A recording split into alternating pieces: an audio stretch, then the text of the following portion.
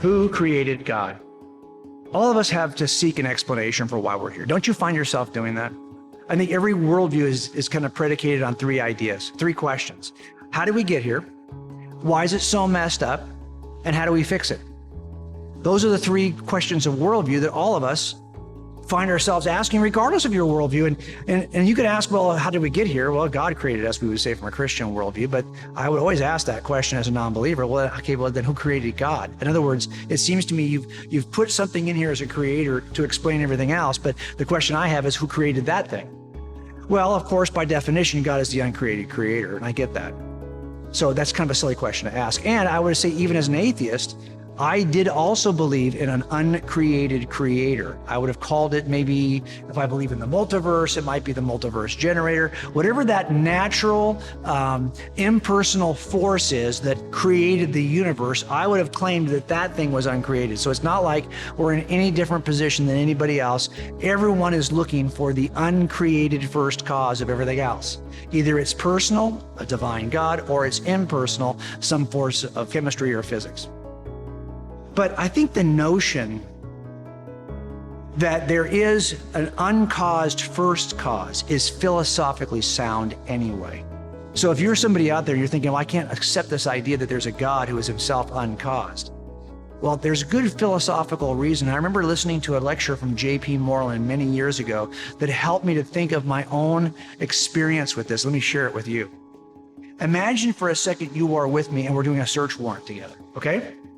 And so we're doing the search warrant and we're all in line. You know, in a search warrant, a SWAT team has a particular order. The first person's called the scout. The second guy is called the backup. So I'm the scout and I get to the door. The door's locked.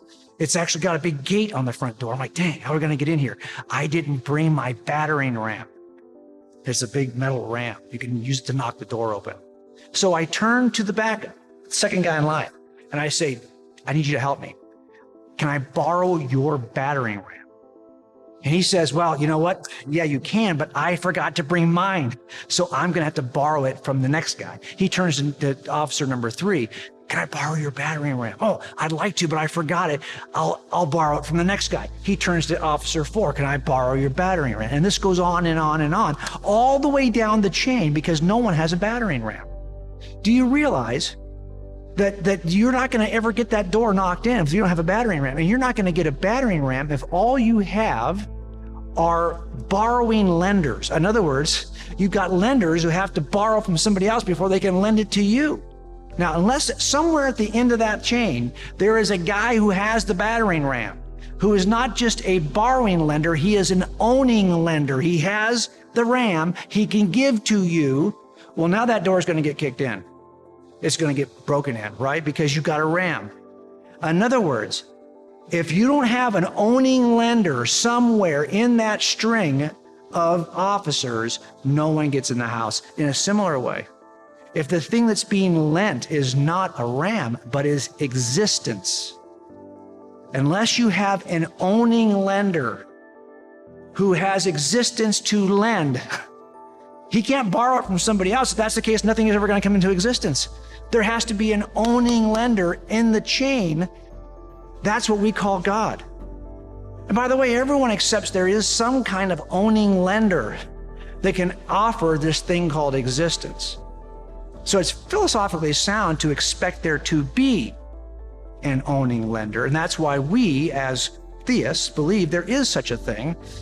He is God, who is the one necessary being, who is the source of life, and does not need a cause himself, because if he did, and that also did, you'd never have a ram to beat in the door with, and you'd never have existence in the universe.